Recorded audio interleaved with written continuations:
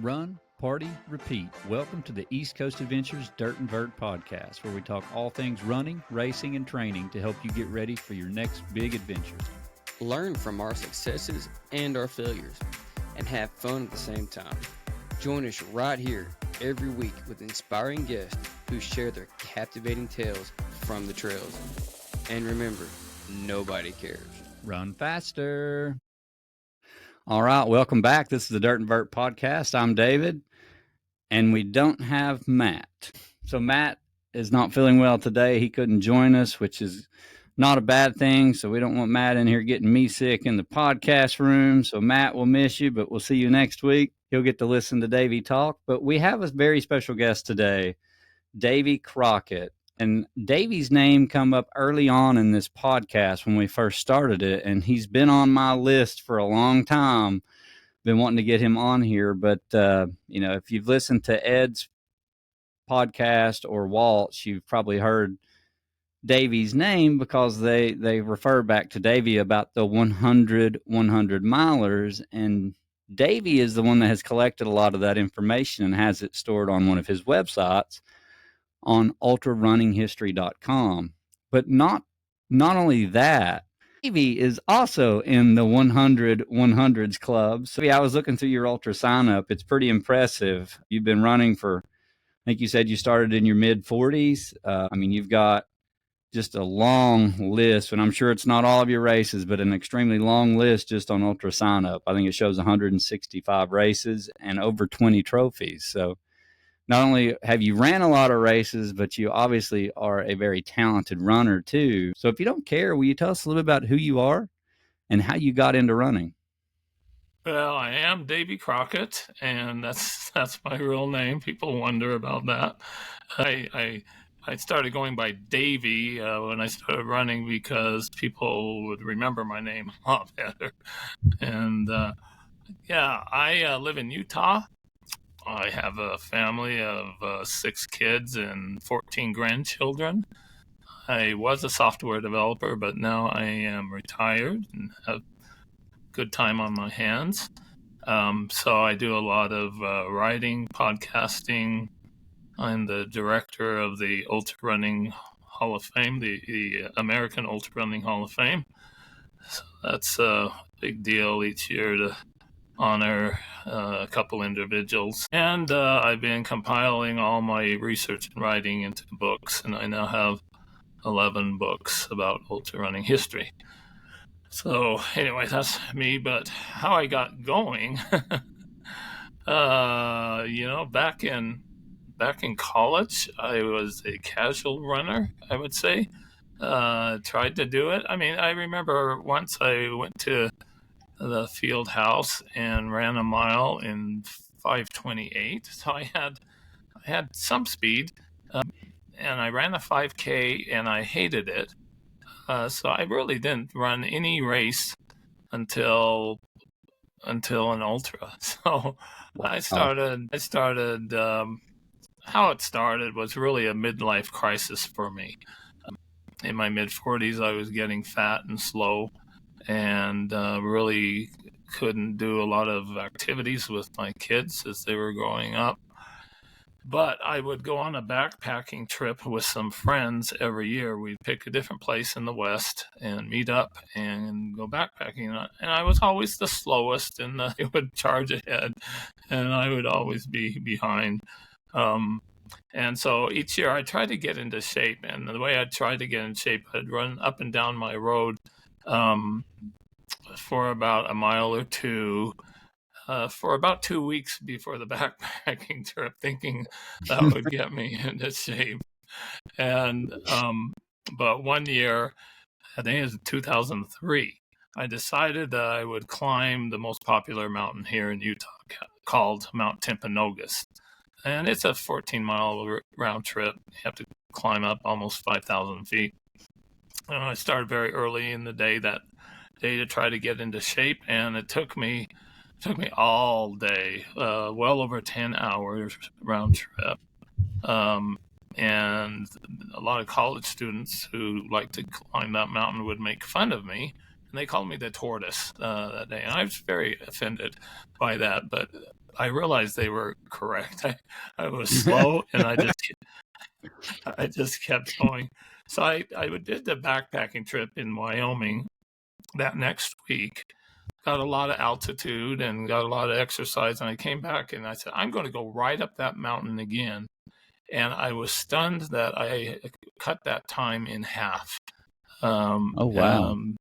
Yeah, by just being very active in 1 week, and something clicked. I don't know what clicked.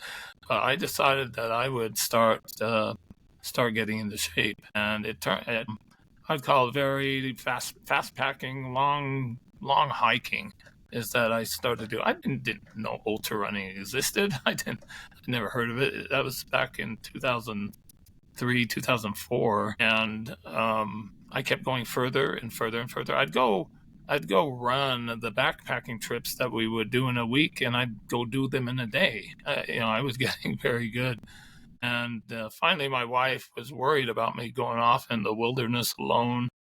And she said, can't you find people to do it? And I took a person or two, but, they couldn't keep up anymore. And so some guy online says, why don't you do the races? I said, races? I don't know what those are. and found an ultra close, quickly signed up for it. And it was a 50K on what was back then the Bear 100 course, and I didn't know how well I would do. I said maybe I do really well. Well, I think I came about fourth from the last. I mean, I was way back in the pack, but I finished it, and I was hooked.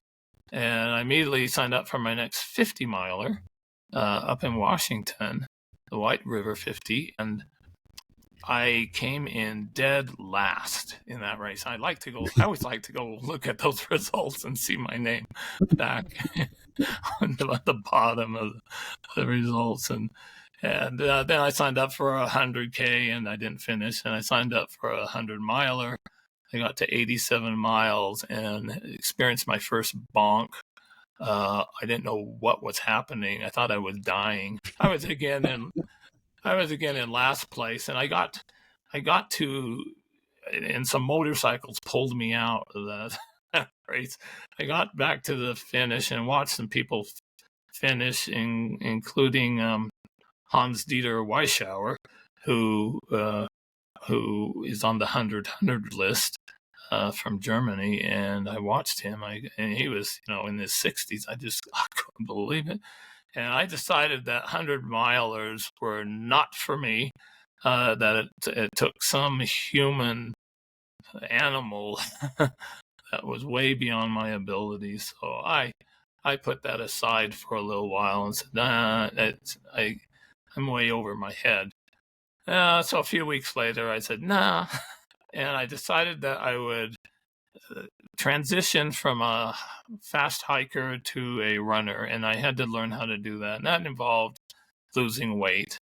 At my peak, I was probably at 230 pounds, and I brought my weight down to about 180 or so, and discovered then that I could start running.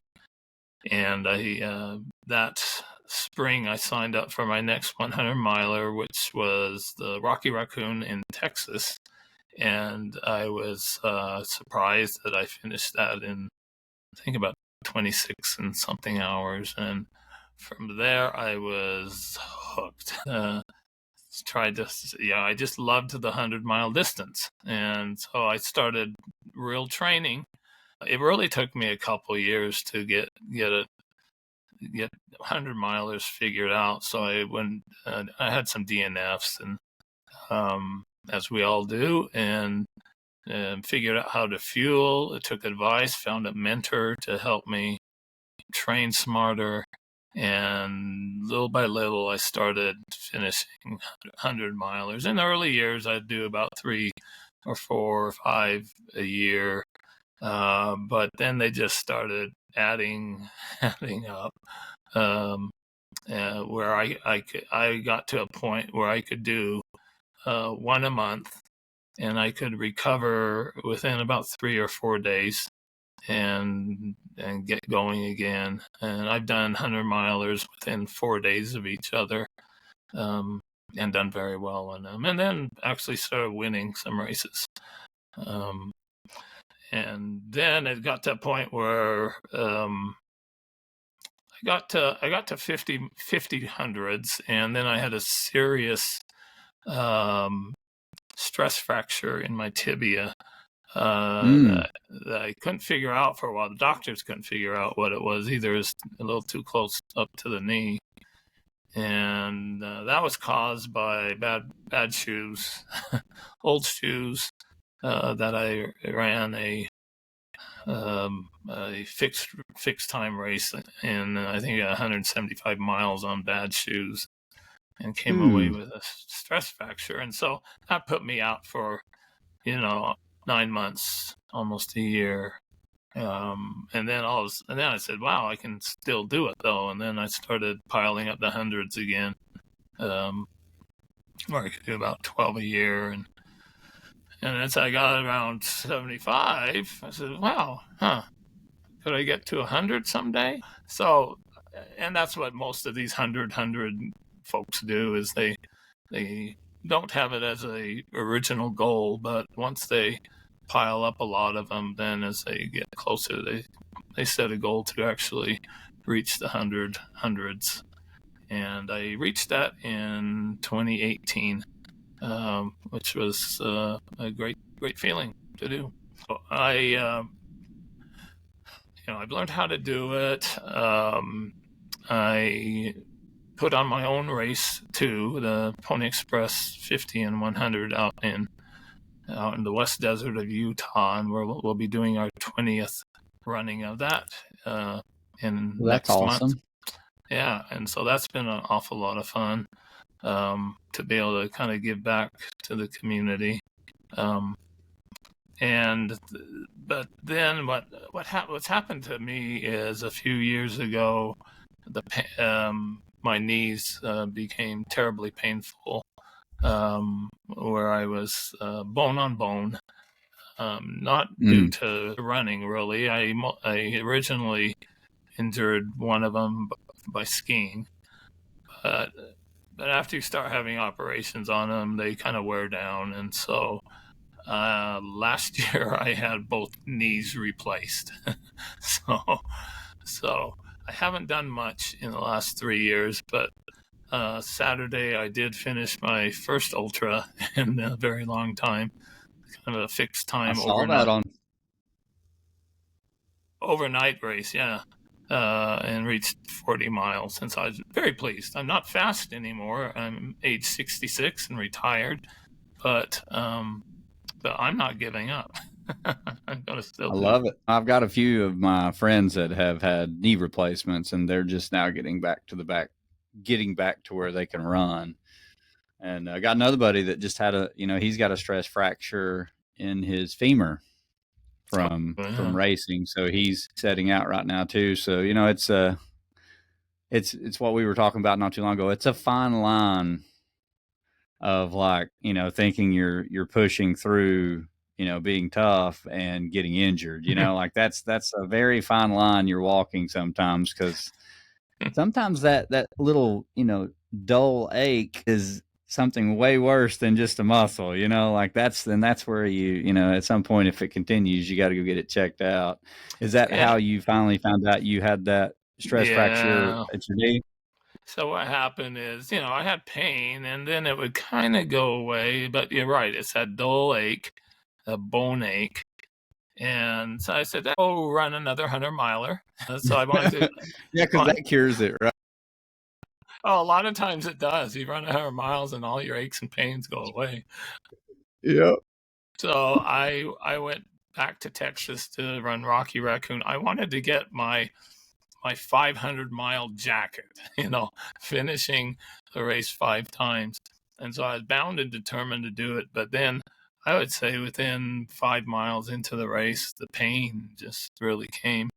And by the end of the race, I was using trekking poles like crutches to get through it. But I got the jacket, but I had to go home in the airport using a wheelchair. Oh my. Yeah, I could barely walk.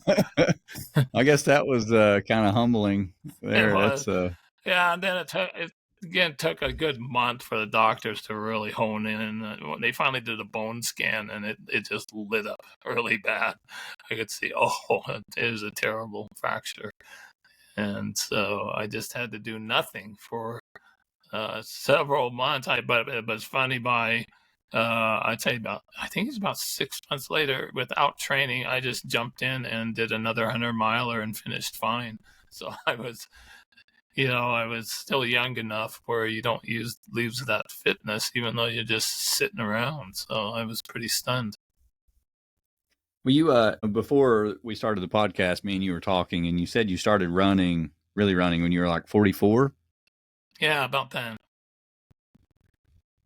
And when do you feel like it finally clicked? Like you felt like you were competitive and could race?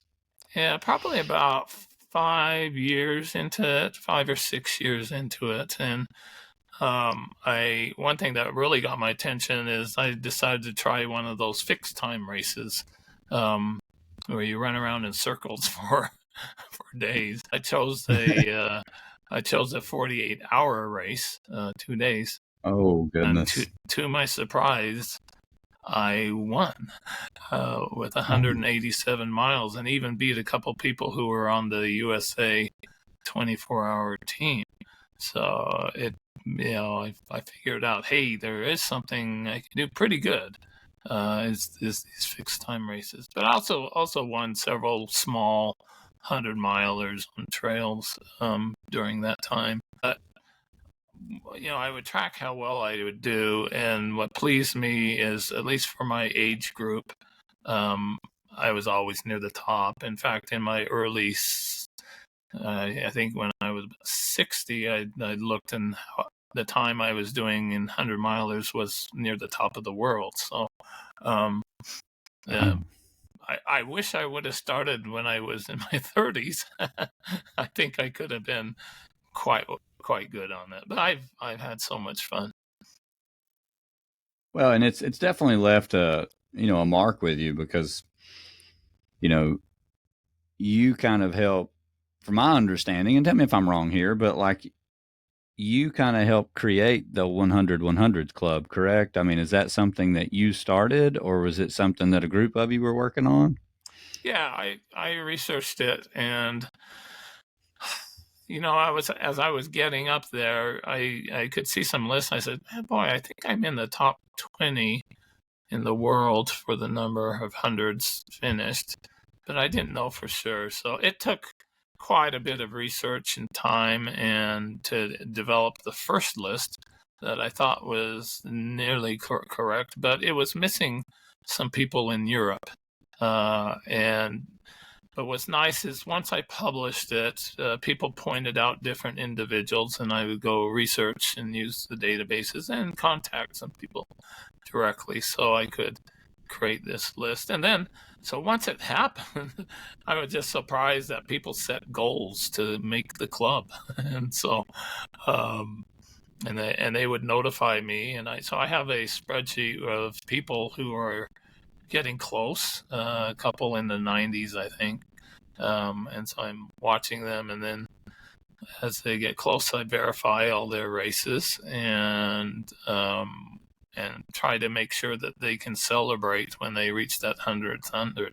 And then I very quickly write an article and try to publish it all over social media, so they get a lot of credit and congratulations for what they do. And so in this list now are 30 individuals who have made it. I think I was number 15 in the list. Wow.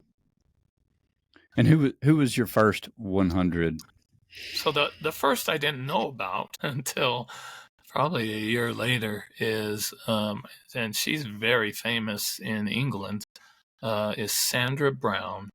And she is, I would say, she is the world's greatest ultra walker. Even among the men, she is the greatest. Wow. She has won more races, even over men, over the years, and she now has 216 hundreds that she has finished. A good deal of them are walking, and there's in Europe and England, there's a lot of walking races that they can do that are 100-milers, and she's won so many, and her husband does it too. So they've been a great couple, and he's at, how many does he have? I think 146 hundreds also. So as a couple, she's in her 70s now, but she's still doing it. She just, if I recall, just a few months ago, she did another 100. I think she's 72, 73. So she's very famous. All the English, British would know who she is. But the famous one here in the States was Hans Dieter Weishauer, and I thought he was the first.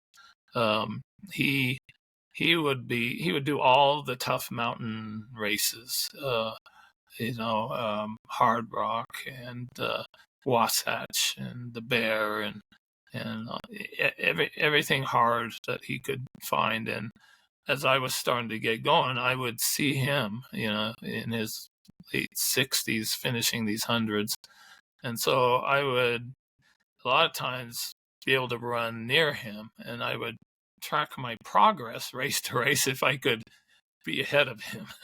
But he kept finishing them, probably one a month, and he reached 100.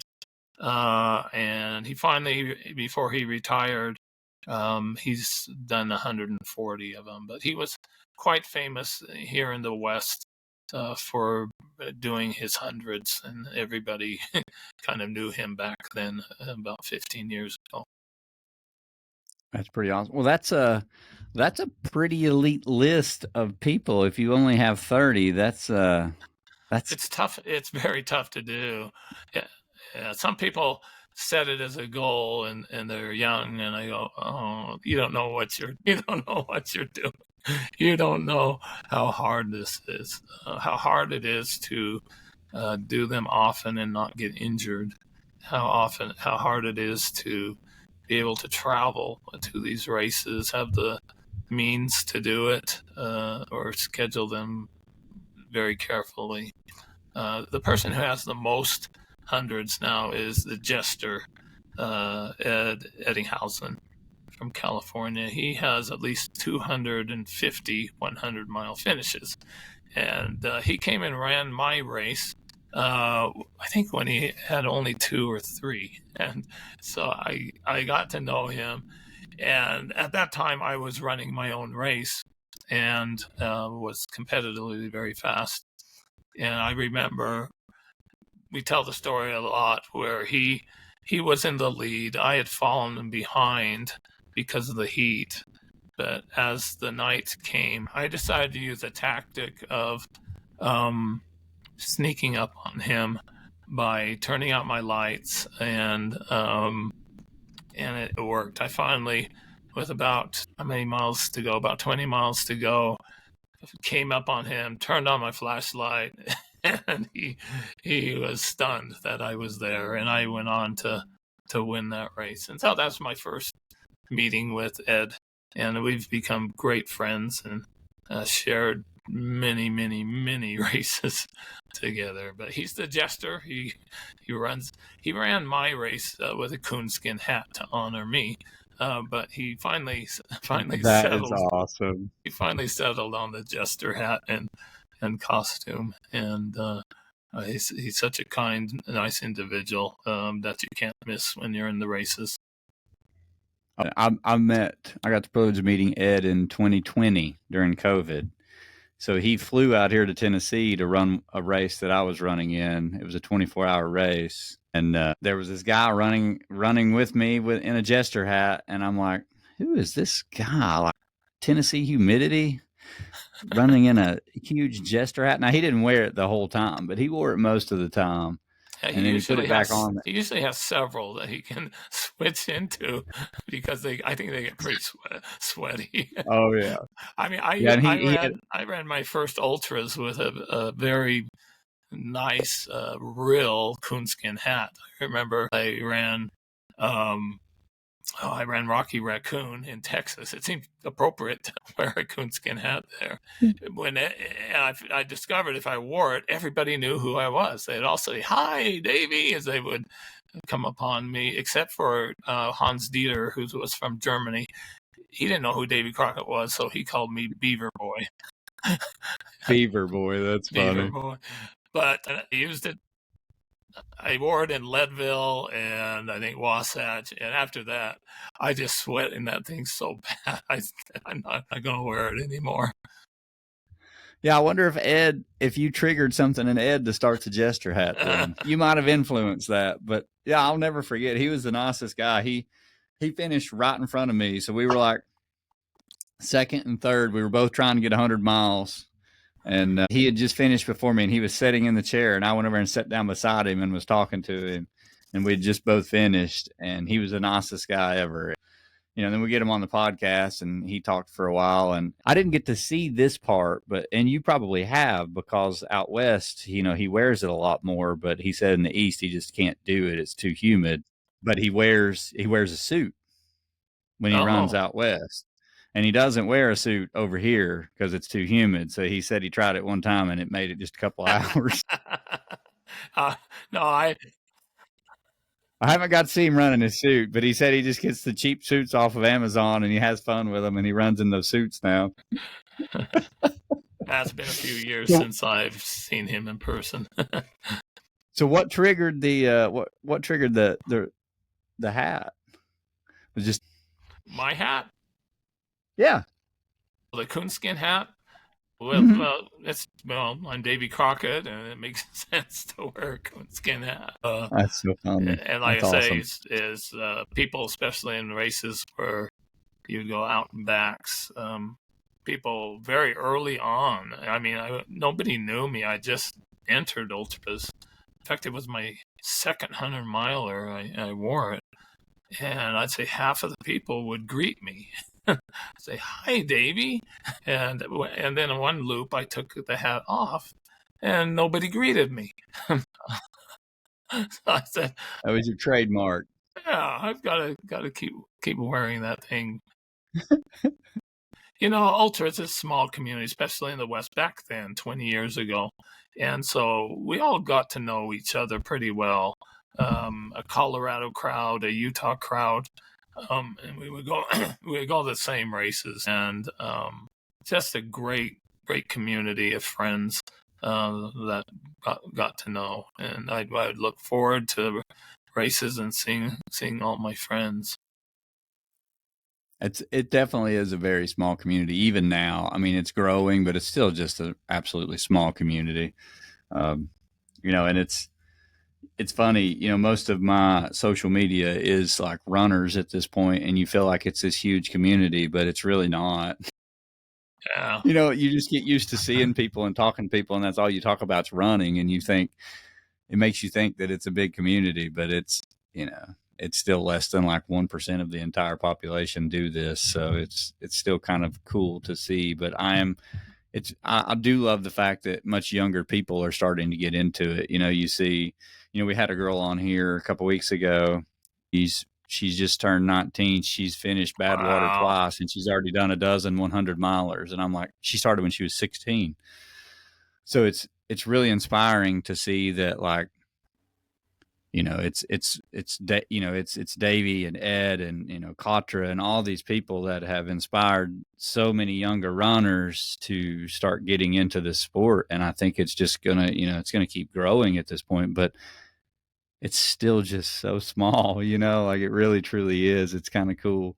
And the fact that there is only 30 people that have ran 100 miles, that just like intrigues me so much, because I thought that number would be higher. But that's got to be that's a really hard goal to do. Like, that's, unless you're someone that's going out and trying to run 100 every month, and that's your only goal. And even then, that's still hard to do, because you're going to, fighting injuries, bad weather, etc. Not every race is going to go well. You're not guaranteed to finish every race. And even then, you're looking at, 8 years, 7 years to do it. It would be a lot larger list too if a lot of these countries weren't on the metric system. The 100K is really the race of choice in Europe. So, I did not know that. how many people have done 100Ks? I have no clue. So there aren't as many 100-milers, in the European countries, even England that uses miles. There's not nearly as many as there are in the U.S. Although you look at the list of 30, and they aren't all from the U.S. There's several from Germany, one from South Africa, Canada, but a good couple from England, but the good majority are from the United States. One from France, but it's an impressive list. And what I've tried to do is figure out what do these people have in common, and they have a lot of things that are in common. And what probably Really? the biggest thing that they have in common is just a determination, a tenacity, the drive to not fail, to not DNF. There's only a couple who I would say are world class who've won a lot. Pam Reed, who's in the Hall of Fame, is one of them. Ray Krolowitz, who people probably don't know, but back in the 80s and 90s, he was setting American records, and he was very elite. But he's on the list. He's done 116s, but most of the others are just mid-packers, I would call them. There's a few back of the packers, not many. Most of them are mid-packers that just figured out how to finish these. Didn't care terribly where they placed. A lot of the elite runners, if they don't get the podium, they'll quit halfway through the race and not finish their hundreds. But these guys and girls, well, there's a lot of ladies in this group, just like Katra and Susan Donnelly and Liz Bauer and others, and they just learn how to finish these races and get their fitness to a point. What I discovered is if I would do a long run every week, and for a long run, it would be on a Saturday, I would go do a 50K or a 50-miler solo training run. If I would do one of those a week, my body adjusted to the point where I could run an ultra or run 100 and recover extremely fast. I mean, within days, where then I could do another. My body was just used to doing those long miles, and the way I trained is I would not run every day. One year, I think I did a 50K every week of the year except 3. And but I only averaged running 2.5 days a week. So I would be very, very careful. I would run long distances and listen to my body, make sure I recovered. If I didn't feel like running on a certain day, I would not run. I would never have a rigid training plan. I would just kind of set a goal for how many miles I would run during a week. And it got to a point where that was up around 85 miles a week. But I would do them mostly with these long runs. So did you ever have a coach, or did you do all of your own training? Did all of my own training back then, 20 years ago. There really weren't coaches for ultras. There wasn't a manual. There was a few books, but not many. And but I found a mentor, somebody who had finished 100 miles, and I started running a bit with him and learned with him and paced him at Wasatch and saw what he did. I joined. Back then we didn't have Facebook or all the social media that they did, but there was, and it still exists today, what's called Ultra List. It's an email distribution list, and it was pretty big. We had probably 1,000 ultra runners on that list that would share their experiences, their tips and tricks, And I subscribed to Ultra Running Magazine back then, and just kind of gathered and learned how to do certain things. Some things wouldn't work, other things would. But every race I ran, I would learn something new, something that I could change and adjust, whether it's my fueling or my pace or whatever. And so it was really learning on the job. Well, and you said, yeah, no kidding, learning on the job. That leads to, that's this question I'm about to ask you, and that's you started running, and then you went straight into ultras. Like, how was that transition? Was that like, oh geez, what have I done? Like, I'm dying out here. Yeah, so that's a little different. Most people go from marathons, to ultras. That's typical. But I love trails. I wasn't a road runner, and I had no desire to run a marathon. I wanted to run in trails, and so that's what attracted me to a 50K, trying that. But after that 100-miler 2 months later, when I crashed, your eyes said, "This is crazy. This is not for me."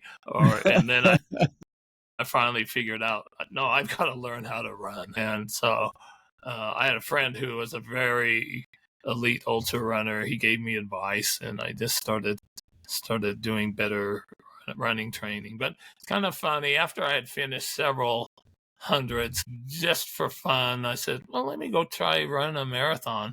And I was kind of shocked how well I did. And then a year later, I ran again and qualified for Boston. I was fast enough, even though I'd only done a couple marathons, and I never trained to run fast. Well, you were basically running at least a marathon every weekend. Yeah. So I did go in 2010. I went to Boston. Had a great time. Set my PR there.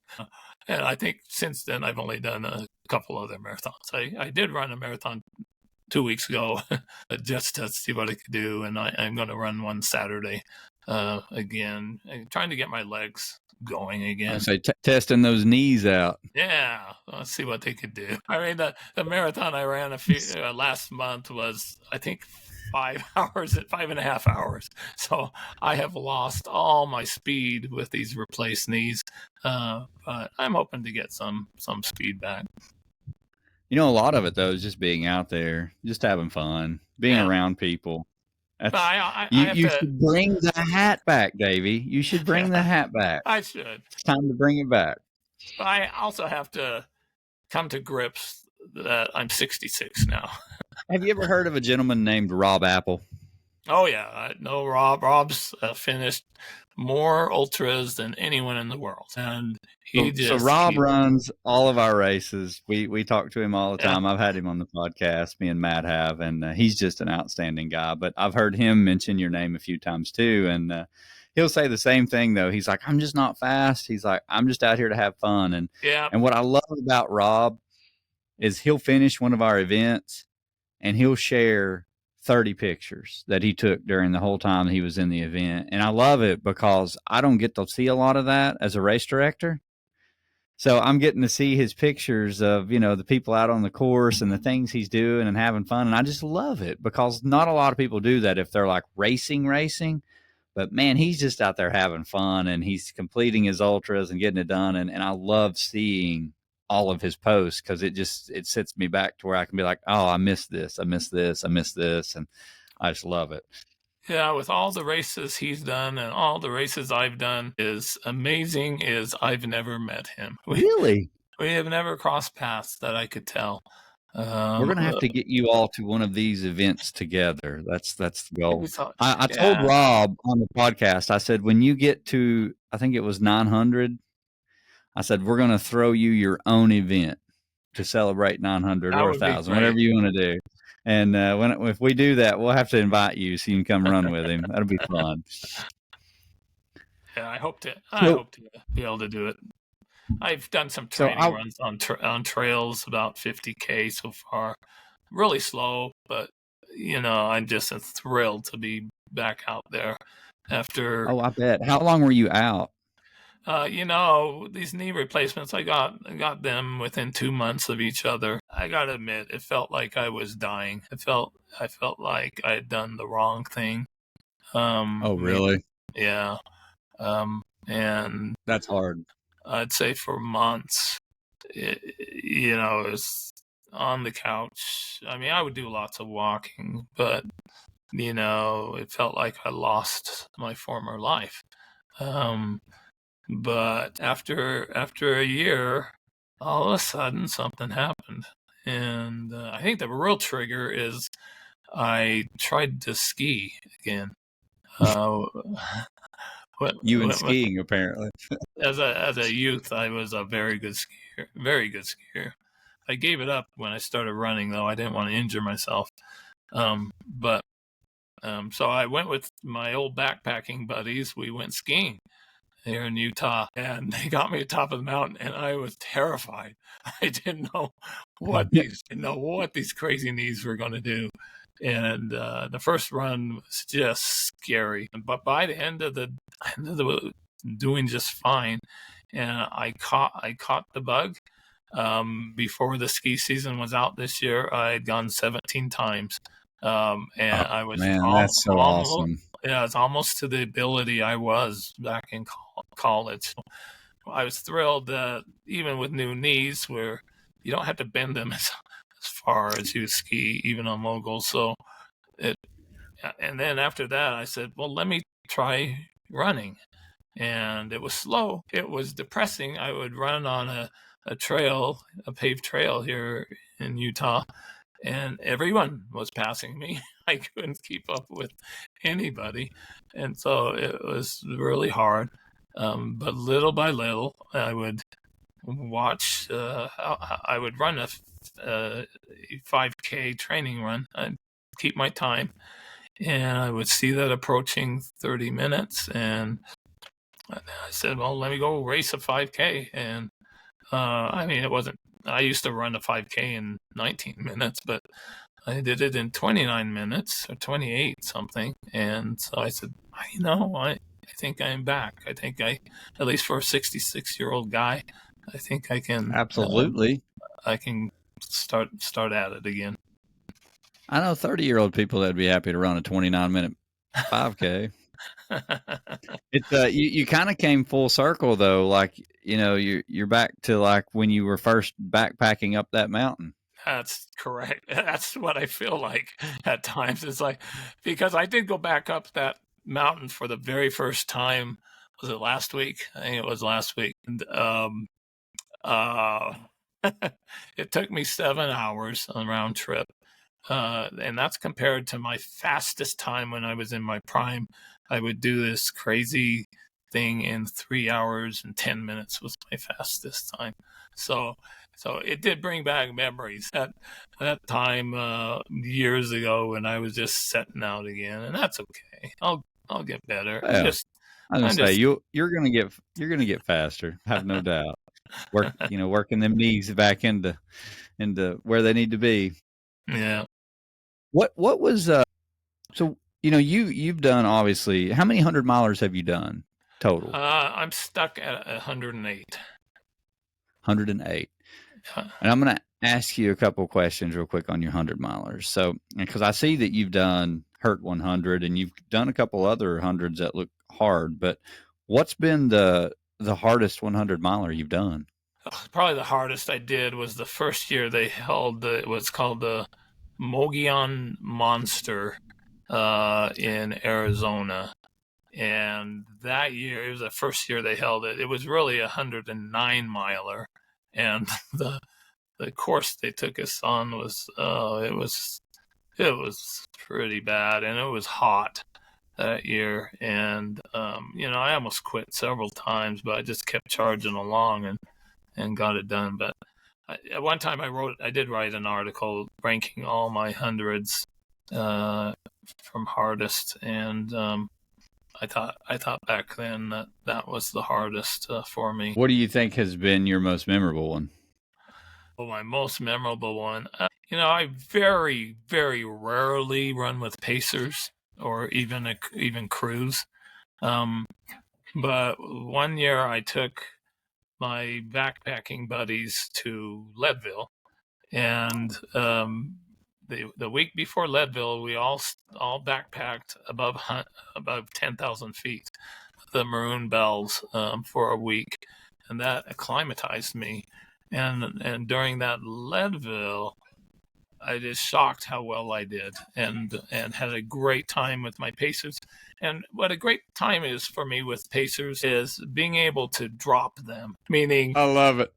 yeah, I just they tell these stories over and over again. How running down from what is it, Hope Pass in a great rainstorm, muddier than crazy. It was just charging down that thing, and I left my pacer just behind in the mud. And when we came into Twin Lakes, people were even pointing back at my pacer, saying, "Look, that guy's pacer can't keep." So it was always a challenge with my buddies. We'd play games, and they knew I'm so competitive that they would play mind games with me to make me run faster and to leave them behind or things like that. And all those things combined made for a great experience in that race. I think I finished in 40th or something like that with a pretty good time. Yeah, that's great. And, but my that's favorite. That's not an easy course. Probably my favorite race is the Bear 100 now in Utah in the fall. It's just so beautiful and cool, and I think I finished it 8 times at least. And so wow, it's a. I've had several people on the podcast that have said they've really enjoyed that one. Yeah. So that's I've heard that race a couple times. I'm gonna have to add that one to my bucket list. Done a lot of races in the East. The only race I've really done in the West is Zion 100. I done it a few years ago. And yeah, I did that once. Well, the only races I've done in the East are Vermont a couple times, and some fixed time race in Virginia I won. Can't remember the name of it. I used to live in upstate New York, but humidity just kills me, so I stay away from it. Yeah, we got plenty of it over here. And then I see that you did. I was going through your Facebook and stuff not too long ago, and I saw a really cool medal that I had never seen before, and I hadn't really heard much of this race, but I guess it's a Rails to Trail, and it's the Kansas Rails to Trail Extravaganza. That looks like it would be really fun. Yeah, that is a fun race. I think I've done it 3 times. And so it's on a rail trail, which is relatively flat. For the 100-miler, it's an out and back, 50 miles on the rail trail, and then you come back. And it's mostly have trees on either side of the trail. And some years it's hot, some years it's not. But if you got good speed on the flats, you can do pretty well. The first year, I think I did quite well there, but that's a fun one. I enjoyed that one. And then I see one on here. Actually, I see it on here multiple times, and it was funny. We have a group that's on Facebook. It's called Dirt and Vert. And someone asked the other day, it was like a week or 2 ago, maybe 3 weeks ago, they said, what do you think is the worst 100-miler you could run? Because I guess one of the things now is people have started running 100-milers in like cul-de-sacs and roundabouts and all kinds of things. And so they were asking like, what would be the worst? And my comment was a treadmill. I still think a treadmill would be the worst 100-miler. And a bunch of people like that answer. But then I get on, when I'm going through your ultra sign up, you've done the Dreadmill 48-hour challenge. You've literally done 48 hours and the 100 miles. Wow. Yeah, I think 4 times. For me back then, treadmills were a mental toughness exercise. If you could stand running a long time on the treadmill, you could finish 100-miler without DNFing, because most of my DNFs have been mental weakness when I look back on them. So those treadmills in the winter I would run on them or just use them for foot speed when I couldn't go out in the weather. But yeah, so I ran those, and I think my fastest was 17 hours and something minutes doing 100 miles on a treadmill, and I think I was 64 or 63 when I did that. So Really? yeah, When I I see thought you get a belt buckle for it, I just seen this. Like it's yeah. a treadmill. Yeah, it's a real thing. You have to provide some proof that you're not cheating, but there's a lot of trust involved that you're really on the treadmill all that time. So, but a lot of Goodness. people have taken up that challenge and done that. I should do it. Where did you do yours at? Did you do it at your house or did you go to a local gym? Yeah, I bought a treadmill and have it in my basement. And so I would set up an aid station on tables on either side of the treadmill rail there, so I could reach all my food and drink, and everything was within arm's length. So I wouldn't have to stop and just keep chugging along. What's great about treadmills is, it is a lot easier. It's like having a huge tailwind pushing you along, and the soft surface is nice. And then, keeping it at a certain rate forces you to keep a pace where you won't get lazy. And so, yeah, people would be probably amazed how well they would do it if they could get beyond the mental toughness of doing it. Yeah, I see you're on the top performances list on the front page, 17 really? hours and some change. Yeah. So congratulations. Sounds absolutely terrible. That's right. But you're right. That is probably the worst. That's probably the worst 100-miler on my list. I don't know. Maybe when I decide to do the most, when I try to go after that record for the most 100 miles in a year, I'll have to do that one. Like that's an easy one to do. Like I'll have to do that one. Yeah. But yeah, I don't know if I should say it's easy. I think it's still going to be one of the hardest ones for me to do because I hate to run on a treadmill. A couple people on the 100 list have done that. So they've, in fact, most recent one, I think he ran the 100 on the treadmill and then the 48-hour on the treadmill. So he got two doubled up. Done. Yeah, he doubled up. A lot do That's that. Smart. They'll go to races like across the years and try to run multiple hundreds, 100 races, enter multiple 100 races to try to get multiple within a week. Well, I think Ed told me he did that at 6 Days in the Dome. Yeah, I've been there too. Yeah, I think he did 24 hours, 48 hours, and something else. So I don't. I did the 48 there. Did you really? Yeah, but that's when my knees were giving out, and let's say by 50K. I mean, I was leading everyone for the first 50K, I think, but then the knee pain just kicked in, and I was lucky to get 100 miles. That surface there that they use in that Milwaukee facility is pretty hard. It's not great on the joints.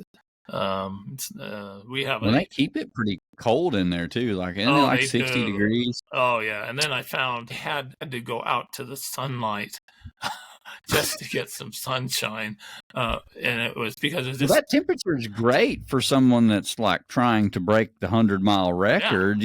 Run. But if you're just out there for 48 hours and you're walking and running, you're going to get cold at 60 degrees. It got bad. Yeah, I was there when Zach Sitter broke the 100-mile world record. Oh, I bet that was awesome. Yeah, so he would just blow by me. Sometimes we'd hit elbows as he was going past me, and it was just going so fast. But it was a lot of fun to watch. That's really cool. Well, I want to transition a little bit into, now that we've talked about some of your running, I want to transition a little bit into what made you decide to start this website, ultrarunningshistory.com, and what made you decide to start tracking all of these records? Just like Rob Apple, when we had him on here and I was talking about the 800, I'm like, like who tracks this, and like how do you know? And like he's talking about ultrarunninghistory.com, and like, you know, it's a list that he keeps, and you know, it's verified, and you know, you keep adding to it, and I think it's just really cool that you've helped build this to where it is, as far as like the 100/100s, the most ultras ever ran, the most 100 ultras you've ran in your lifetime, the most 200s, you know, which I think someone's working on right now. Like this is just, it's kind of cool because it's not anywhere that anybody can really go look, you know, like there's not like this 100-mile standings of like who's run, you know, it's all on your website. Like when you go to it, you can see it. But, you know, I just came across your website over the last year, you know, and I had no idea it even existed until I heard everybody talking about it. And I'm like, I got to go check this out. And now I'm intrigued. And I just think it's really cool. But what made you decide to, like, what drove you to that? Like, it's something that you kind of created. Yeah. So, through all my running, I've always, well, I'm a writer. I've published books for years on American history, and as I started running, I started blogging. And that's where people got to know me, is they would find when they would look for like a race report on Leadville or something, they would stumble on all my writings. And so I wrote up almost all the ultras that I did, all the details, fine details. But then I got to a point where I was kind of got intrigued on the history of ultra running, how it started. We had been told for years that it kind of all started with Gordon Ainsley at Western States. And I kind of believed that. And so, but I started, I would start writing an article about endurance horse racing. And so I wanted to kind of give a history of what's called the Tevis Cup, or the Western States Trail Ride, which started in 1955, that Gordy rode his horse in, and that he later in 1974 ran the course. And Because his horse wouldn't go, correct?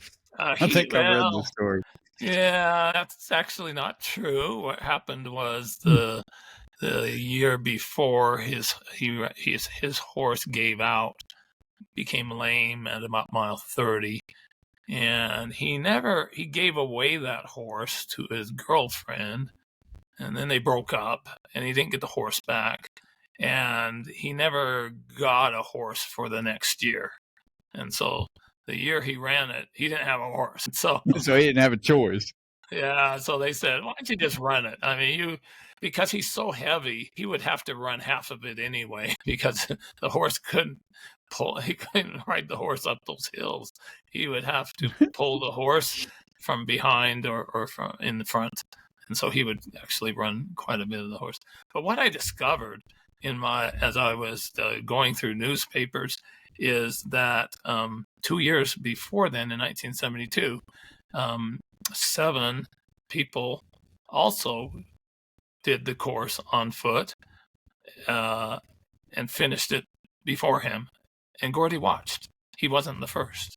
That there were 7 others, and they were awarded the first finishers on foot trophy by the Tevis Cup, the founder of the horse race, and also the founder of Western States.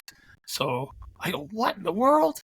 This isn't the story I heard. And so I researched that for a good year with a friend who was a serviceman, and we found these individuals. They were soldiers from Fort Riley, Kansas, who were on an endurance team, and one of their officers had a wife who had ridden the Tevis Cup, and she said, well, why don't you guys go try to march the course out there? And so they contacted the race, came out early, got permission, and it was a big deal in the paper, Auburn paper there.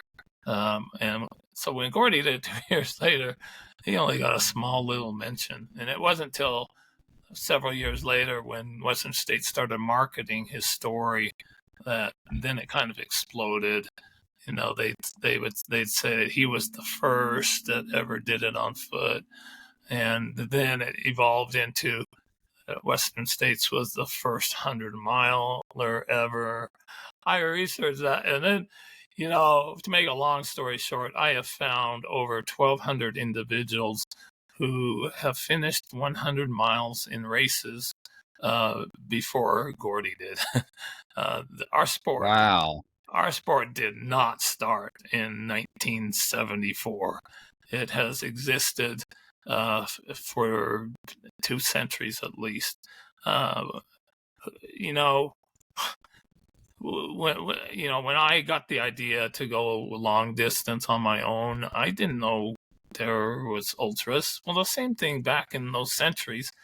People just got the idea in their heads that, hey, I'm getting good endurance. Let me try to run between these towns and see how well I did.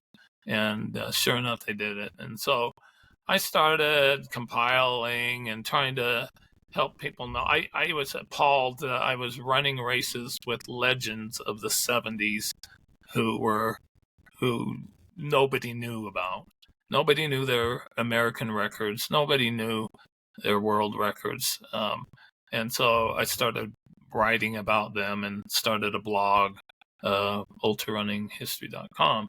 And then that evolved into a podcast. I had a friend who encouraged me to start a podcast. And so 6 years ago, I started the Ultra Running History podcast. And what that is every other week I put out, I write an article, I research something deeply and publish the article and then script a version for the podcast, put in corny sound effects at times to make it interesting. But now I think I'm put out episode 163 today. What I'm doing right now is honoring the very early runners who are in the Hall of Fame. I'm trying to tell their stories week by week. But people today are still surprised to find out that ultra running existed before Gordy did it. And that just drives me nuts. Well, I mean, that's the exact same story I read, so I totally get it. I have not heard any of this. So. And you'll still, I mean, just a couple years ago, there was I think it was in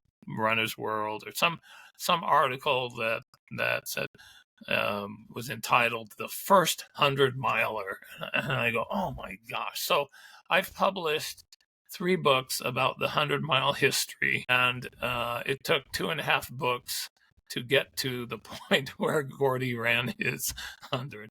That's how many races there have been over the years. And so what I've done is I've taken all my ultra running history articles and podcast articles that I've researched so deeply. What I fear is that I'm going to croak someday, and that website's going to go away, and all this history is going to be lost. So I decided that about 1.5 years ago that I'd start publishing all this history into books. And I just finished my 11th book, and to compile this, what I've been working on is the 6-day race history. Back in the 1800s, the key ultra running race was not the 100-miler. There were a few of them, not the 50-miler. It was the 6-day race. That was the key thing. And they were conducted indoors. Over 20 of them were held in Madison Square Garden in front of... read a lot on this. This was like walking events, right? Like they were 6-day walking events? That's a misconception again. I have found over 500 races that have been held in the 19th century, 6-day races. I think only 40 of them were strict walking races. So what happened? Wow, that's so awesome. Yeah, so they call them pedestrians there. So that's the mistake. People hear pedestrian and they think walker. But back in England, back in the 1800s, a person who ran a mile race running they called them pedestrians too. That's just what they called runners. They called them pedestrians. And so, but the very early races in the 1870s were walking races. But what they found is judging walkers is really hard because it's so easy to cheat and run, especially around corners at night or something. And so in 1878, the English, who were better runners than they were walkers, they created a running series called the Astley Belt Series that allowed rules that were called Go As You Please. And Go As You Please is running. You can run, you can walk, you can do whatever you want. And so since 1878, almost all the races were Go As You Please. And so they weren't walking. Walking events really got started again in around 1910 when the British started awarding people who reached 100 miles walking in 24 hours. They called them centurions. They're still doing that today. And so they would create multiple races per year. Walking, judged walking, they had to be this heel-toe walking, race walking. And people who reach 100 miles in 24 hours were awarded a number and became a centurion. And there are now hundreds before Gordy even did it, that achieved that status. So the British are really the ones who are really good in ultra walking. That's why Sandra Brown on the 100 list or 200, because they have so many walking events over there. We're here in America, we kind of gave up the walking after a while and just kind of stuck to running. So anyway, I compiled all this. That's crazy. And I continued it. So I have, for the 6-day race history, I'm up to 1880s now, 1887, I think. So I have 3 volumes. I'm going to do a 4th. But I mean, I scour newspapers, thousands of articles to find, these events and find details and learn about the individuals in them. And I give bios of these people, and they're fascinating characters and what they do with their life after running too. But I'm putting them in books. And to me, it's just, I discover things I'd never heard of before. And their races were just amazing back then. They were so competitive. They would have fist fights. They would,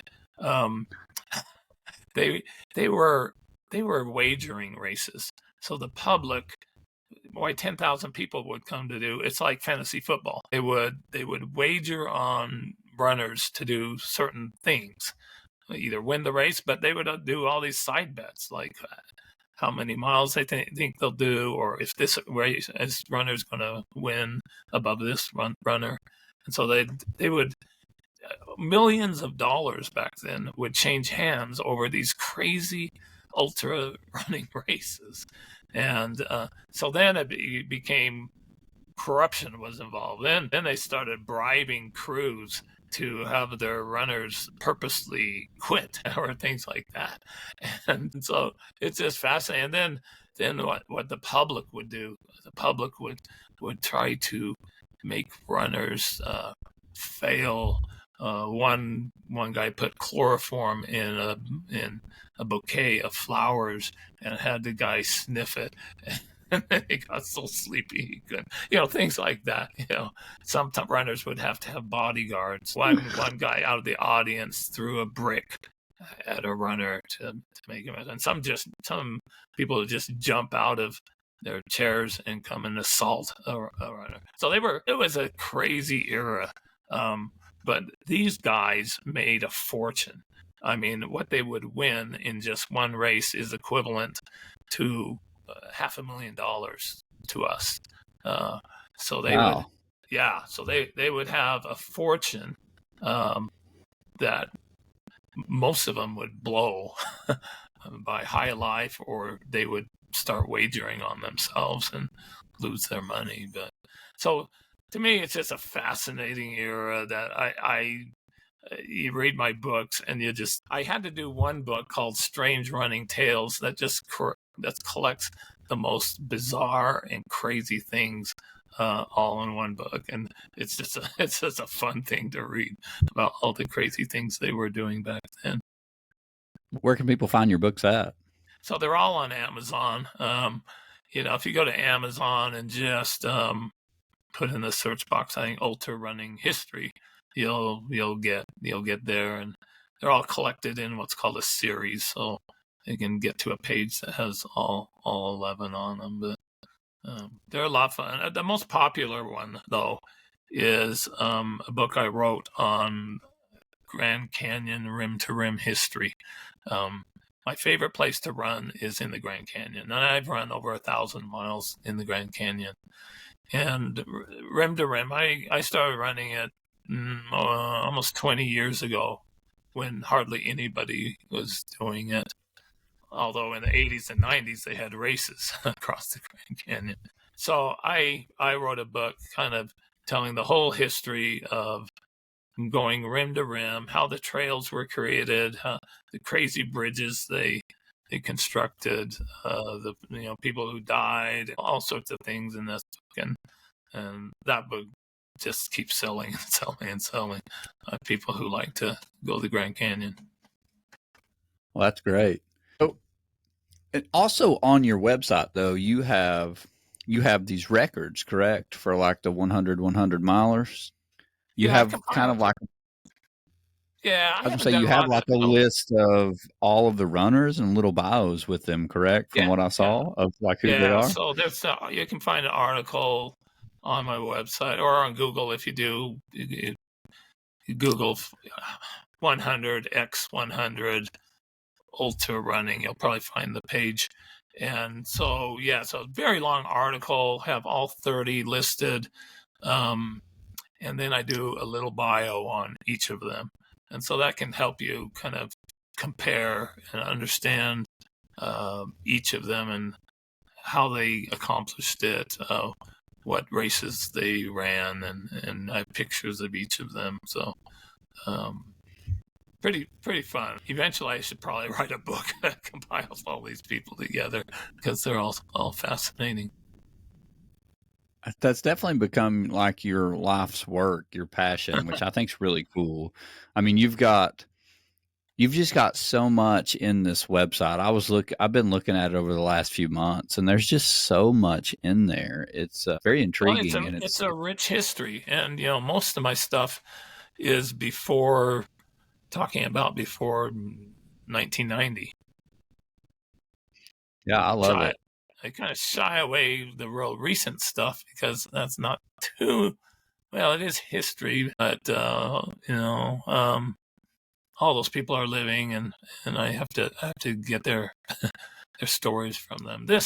For most of this, I find the people who are they're in their 70s or 80s, and I find information about them and try to help people know who these people are. And a lot of these people are passing away, and it's sad to see them go.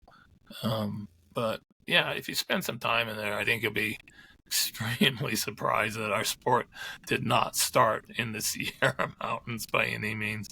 In fact, the first ultra in America on trails that I think is just fascinating, I have a full article about it, is the Mount Baker.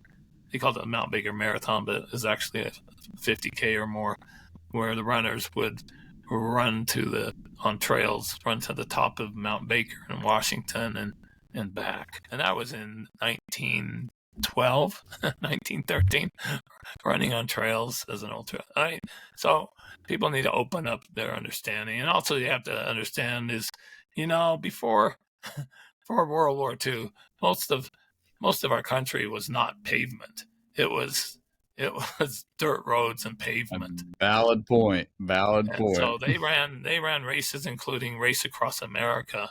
It wasn't on pavement. It was on roads, and they would be doing 50 miles a day, and so when people would try to set records, they were on trails. We would call them trails today, and then there's the mountains. mountain hundreds have existed for so long, and you got to give credit to the Tarahumara in Mexico, who were doing these for so long. And I have a whole article on them and documented 100-mile races that they were doing just decades before Western states. So, and even the year Western states started in 1977, there were trail 100s being conducted in England that people just have ignored. That the English were doing 100-mile trail 100-milers, and they were on mountain. They were mountainous. They don't have Rockies or Sierras like we do, but they have pretty tough hills that they would go up and down on trails. So all this is just to try to open people's minds so they'll appreciate the rich history and the individuals who made our sport happen, that they're giving credit to probably other individuals that shouldn't have it, that these other individuals really paved the way and built the sport, like Ted Corbett of New York, who brought the ultra back after the war, and in fact awarded the first belt buckle back in 1959. So I find all these things that make people, huh? And that's fun. It's pretty amazing. It's a lot of work and a lot of just scouring articles, I'm sure, trying to find all that stuff. But yeah, it's pretty impressive to see some of that. Based on all of your history, I got to ask you this question. All of your history and research, what was the first 100-miler in the U.S.? The first in the 100-miler in the U.S. I've heard many conflicting stories, whether it was, I think I've heard Western States, I've heard Old Dominion, I've heard, so it depends on what you're calling a 100-miler. If you're calling a 100-miler a mountain trail 100-miler, that's a very different. Just the very first official 100-mile race. Okay, it was in the I have to look at my book. It is in my book, but you gotta realize in the 70s they were doing 100-milers in Flushing Meadows and in Shea Stadium, well behind, before Western States. So they were doing 100-milers and 24-hour races on tracks. A very early one was in California in 1971, I think it was, and a young guy, I think he was 18, 19, Jose Cortez, won the race and set the American record that was held for years. I'm trying to remember what his time was. I've been 12 something. He broke Ted Corbett's record.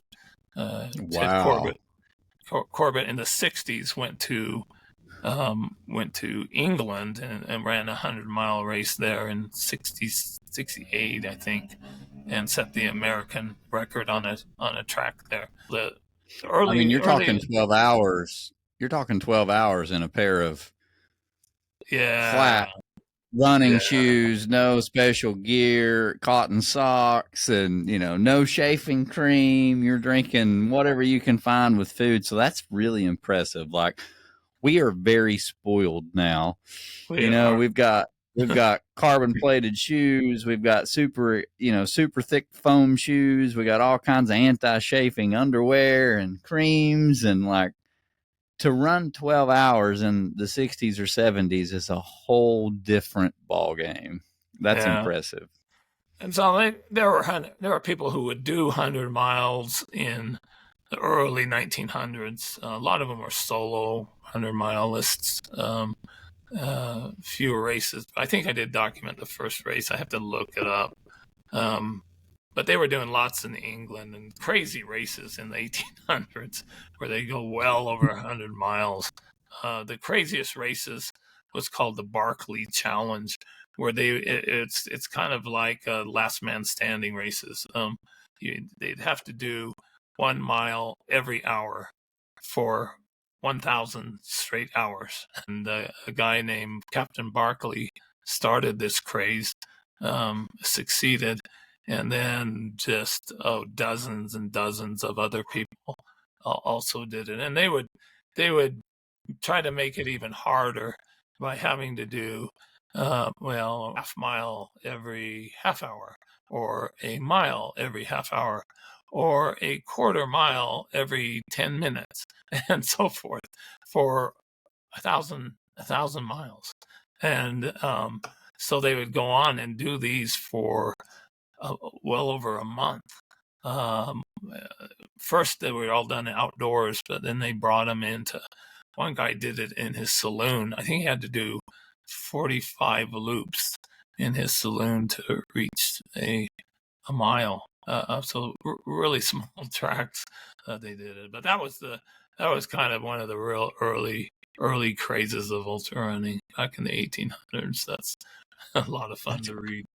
Yeah, that's cool. Well, Davy, I want to ask you some questions now from the listeners, and I want to ask you the question that we ask everybody at the very start of this podcast, which is, why do you run? At the end of the day, what motivates you? Why do you keep going when things are so hard? What keeps you moving? I don't know if it's the endorphins or what it is, but for me, most of my miles were done at night in the dark. I've run probably 50,000 miles, and so maybe about 30,000 of them are in the dark. And so I just loved the peace and quiet and coolness of being out there by myself. I'm not a group runner. Very rarely run with a social group. Maybe I'm kind of a hermit. People say Davy Crockett sighting. If they see me, it's kind of rare. So I just kind of like being off on my own and having that time. So our very first question is, why did you start, or how did you start the 100 100s? Some of these you may already answer. Yeah, like I said, when I thought I was the top 20, I said, I gotta try to figure this out. So I kind of found all the databases online that might be able to compile these things together, and found an initial list and published it. And then other people helped me, saying, "Hey, have you thought of this guy?" And then I would eventually. A lot of times they'll contact me still. This guy should be on your list, and then I look, and he has 4,500. But now the DUV database that Germany operates is very good and a great source now for me to go out, especially the Europeans, to try to find people that maybe qualify.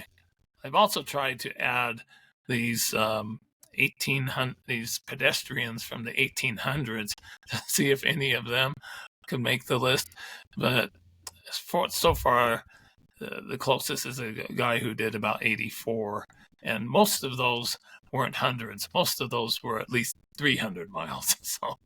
Oh, wow. Yeah. Wow. What database did you say? DUV? It's called DUV. If you search for it, it's probably the authoritative. It's better than Ultra Sign Up because it has the European races much better.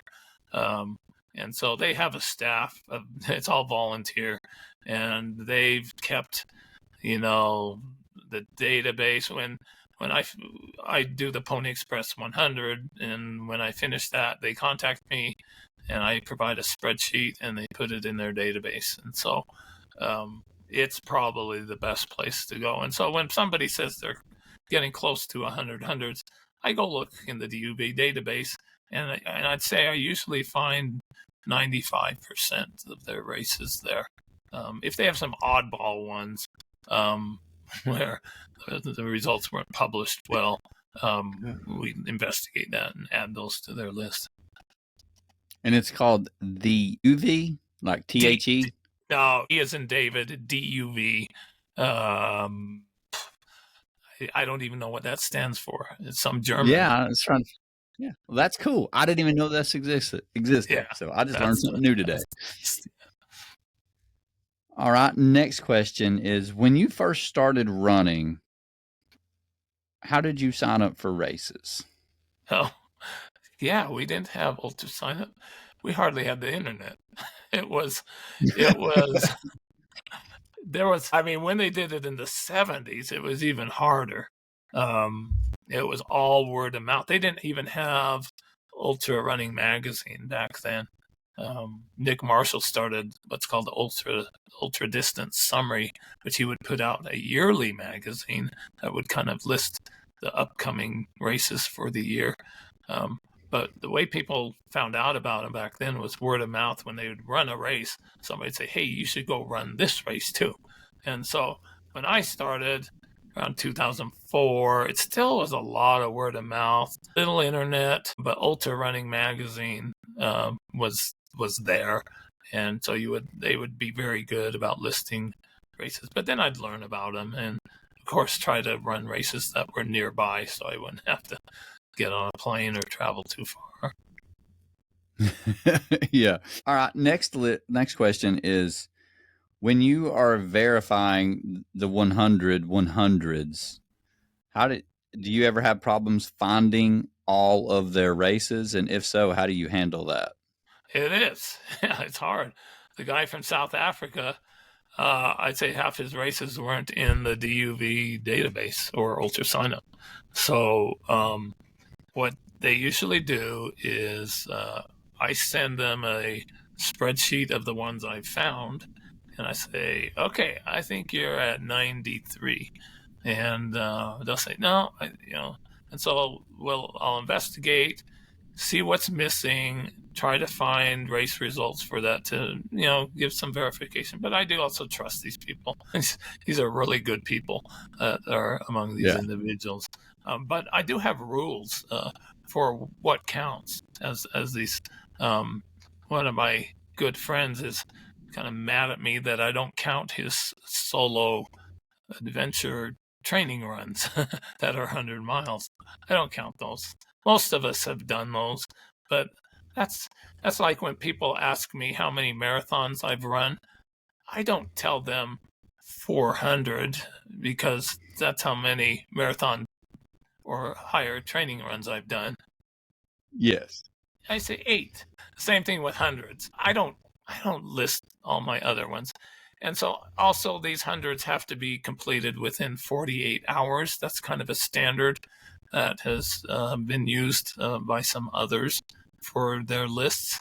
Otherwise, if they're too long, they kind of turn into multi-day, 50K a day races that don't feel like they're 100 miles. So also, if you do a multi-day race and finish it's 500 miles or something, that only counts as 100. And I make sure they reach 100 miles again within those 48 hours to count. So all that I work with a person, and they're very honest. The last lady who did it, she even discounted a race I said I'd count. She said, "No, I don't think. I don't feel that one counts." And so no, she's the next one to make it. I think she's has a race or two left, and to make the race. So they're very good people, and it's kind of fun discovering what they've done and try to document it. That's kind of cool that I'm sure starting this, you've got to meet those 30 people are probably like super interesting to get to talk to. I mean, I'm sure you get like all kinds of cool stories too. That's pretty cool. They're fascinating. All right. And this is the last question that I have, but this one is kind of, you've already answered this one, but who has the most 100s? And who was the newest 100s? Okay, the most I've mentioned is the Jester, and I haven't updated. You said he's at like what? 50, around 260? 250, and that was as of a couple months ago. So it's really hard to keep everybody's numbers current. Up with Ed. They are always changing, and so the most recent person is Kim Sargent. And Kim is 65 from Texas, Galveston, Texas. and she reached it May 19th, 2024, at 3 days in the fair at New Jersey, a fixed time race. And she started running trails in the 1990s, and so hers span quite a few years. But I mentioned her name, and I'd say lots of your listeners probably know who she is, because all of these people are just at so many races and are fairly famous. Absolutely. I got a question for me. If someone runs a 90-mile race, or a 80-mile race, or a 70-mile race, and they decide to run the last 20 or 10 or 30 by themselves, do you count that or no? No, it has to be. Okay, I didn't think so. Yeah, it has to be a official 100-miler that the race director puts in results and says, "Yep, it's really there." I love that. Yeah, I assumed that, but I just wanted to make sure. That makes me think of some of my DNFs. I had one I DNF'd. I DNF'd at mile 90, and you can believe it started snowing, and I just couldn't face another one of these crazy 10-mile loops in the rain and snow. And I thought it was great to quit, but then on the way home, I was kicking myself the whole way. why did I quit? Just a lot of mental. Most of my DNFs happen between 75 and 85 miles, somewhere in that range. Really? Yeah, I don't have a lot. I've probably entered 125 races, somewhere around there. So maybe about 17 DNFs. But I've kind of listed them out, and most of them are just mental. I mean, I just start losing interest, and my mind kind of goes to mush, and I say, why am I doing this? Why am I killing myself? I'm not having fun anymore. This is stupid. I should quit and I go think we home. all do that. I know. We all do that. So But believe it or not, some of these 100 people have never had a DNF. I think Kim, let's see, she only experienced 1,100 DNFs. I mean, so that's really very few is what is characteristics of these people. That's pretty impressive. I've got one DNF so far in my list, which I only have like 13 or 14 100s or greater. But yeah, and I only made it to like mile 50, but I got hurt. Big difference. But I had a string of close to 40 without a DNF, hundreds, and that is awesome, Davy. That's impressive. The way I did it, I made a rule for myself. After I DNF'd Leadville one year, which was really stupid. It again started snow. I was running the fastest Leadville I had ever done, and got to a point, started snowing, and I said, I don't want to do this anymore. And so I made a rule that I could not DNF a race unless I missed cutoffs or was really injured, not just hurting, but truly injured. And so I mostly kept to that rule for a while until I got that stress factor, and I still finished 100 on that. Shouldn't have done. Yeah, but that helped. Yeah, that one hurt. That helped me mentally. I would be out there. I said, "Hold it!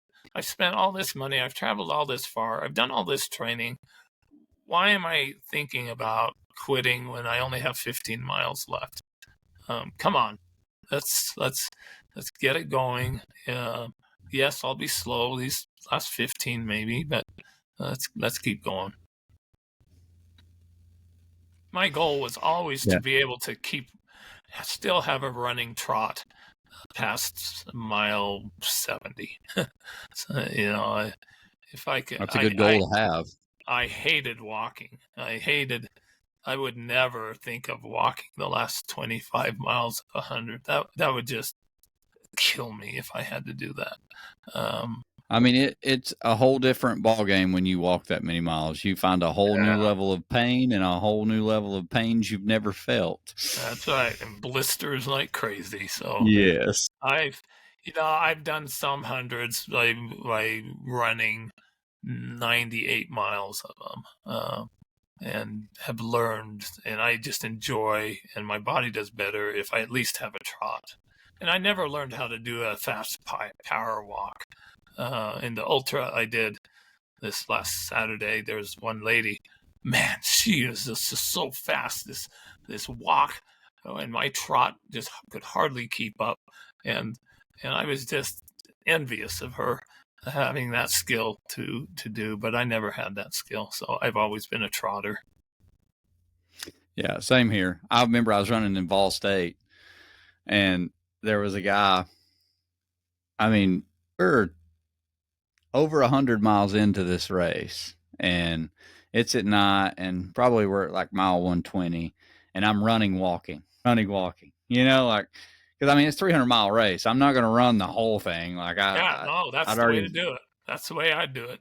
But he was speed walking the same way you're talking about, and when I would stop to walk, he would pass me, and then Yep. I would run past him. But when I would start walking, he would leave me, and I'm like, man, I wish I could like walk like Yeah. that. Like I wish like, and he ended up finishing like second in the race. And that's how this But Sandra Brown, who has over 200 hundreds in England, she's the world champion of this fast walk that they develop. It's possible to do. You've got to learn how to do it. But if you do it, boy, your joints and everything, it just saves so much. It's such a talent that many people are able that's to do. definitely a learned skill. I mean, that's Mhm. crazy. I need to get someone to teach me how to do that. Yeah.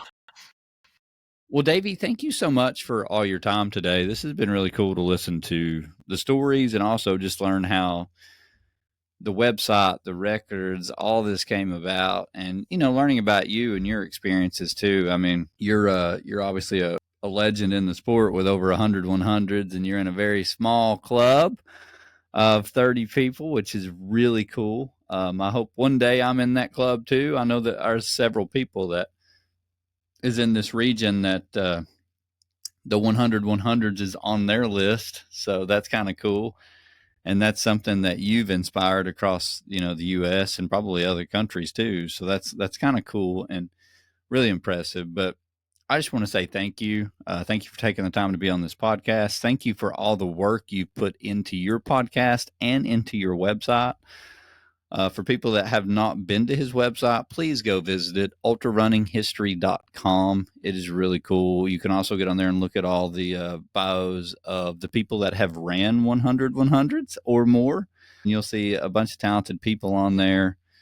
You'll see several familiar faces that you've probably seen in the past too. But Davey, thank you so much for taking the time to do this, and just truly appreciate everything you've done for the sport and everything you continue to do for the sport. So thank you. You're welcome. It's been fun to be on. You've brought back a lot of memories that I forgot about. And a lot of pain too. You think of those hundreds, and I think of some of the terrible pain I had to go through too. I got one last question for you. We'll end the podcast with this one. Where's all your belt buckles? I wish my camera will reach. Let me try to see if it will. Oh, that's cool. Let's see. Let's see if it's tangled. We lost the camera there.